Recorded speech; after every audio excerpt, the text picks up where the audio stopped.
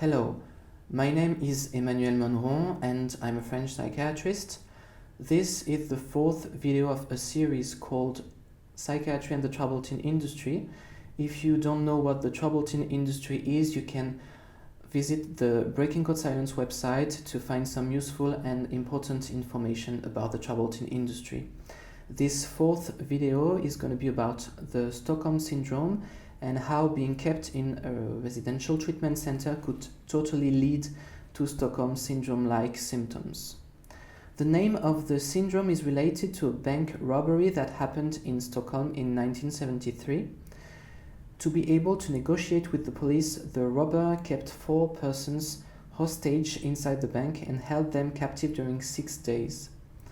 The police finally used some anesthetic gas to arrest him, but when the hostages were freed, they strangely showed some kind of affection to the robber and even refused to file a complaint against him.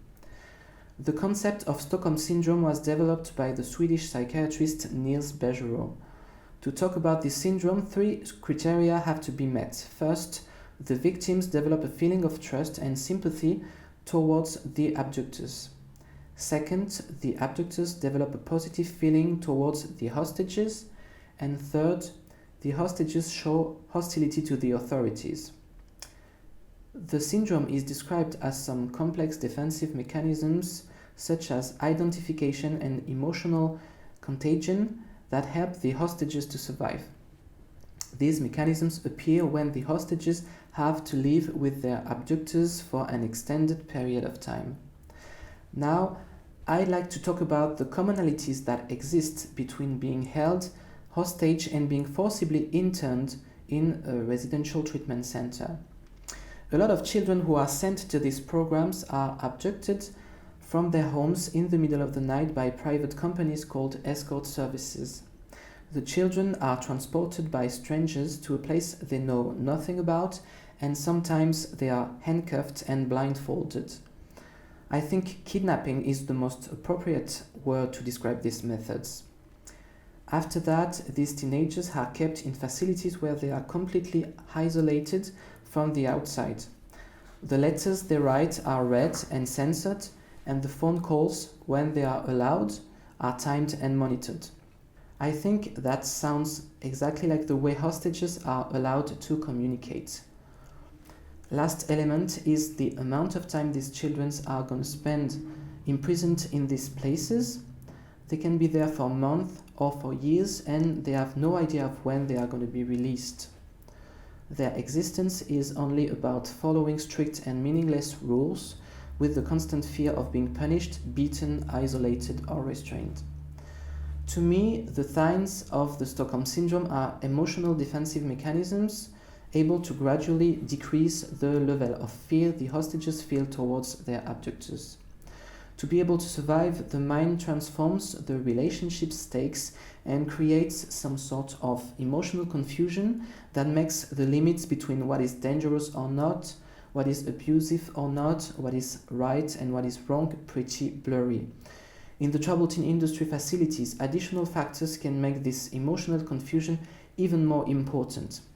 Children and teenagers are way more vulnerable than adults. They are at a moment of their life when the personality is not fixed yet. They are still testing the relationship modalities, and they can get attached to someone pretty easily, or on the contrary face challenging trust issues. In these facilities, building meaningful relationships with the other students is often forbidden, and the only possible interactions happen with the staff members. In a lot of programs, the students are divided in groups named families, and the staff member in charge of a group is the father or the mother of the family. Can you imagine how confusing this vocabulary can be for a child who is isolated from the outside, having no idea of the time he or she is going to spend in the program? Furthermore, a lot of victims say that they were told that their families didn't want them anymore and that the program would be their new family. They were told that everything that was done to them, including punishment, isolation, sleep deprivation, attack therapy, mechanical restraints, was for their own good. So it doesn't seem that strange that some of the victims develop some Stockholm syndrome-like symptoms. A lot of them say that it took them years to realize that what they've been through was abusive and that the people working in these facilities were not that preoccupied by the students' best interests. Combined to frequent complex post-traumatic stress disorder and to poor self-esteem, resulting of months of brainwashing, these Stockholm Syndrome-like symptoms probably partially explain why the victims need a lot of time to start talking about the trauma they experienced in these residential treatment centers. The fact that it took them a lot of time to speak out absolutely do not demonstrate that what they say is not true. Actually, a lot of victims expect their relatives to be able to listen and validate what they've been through. That can sometimes be the first step of a long process of recovery. If you want to read testimonies or learn more information about the troubled teen industry, you can follow Breaking Court Silence on social media and check their website.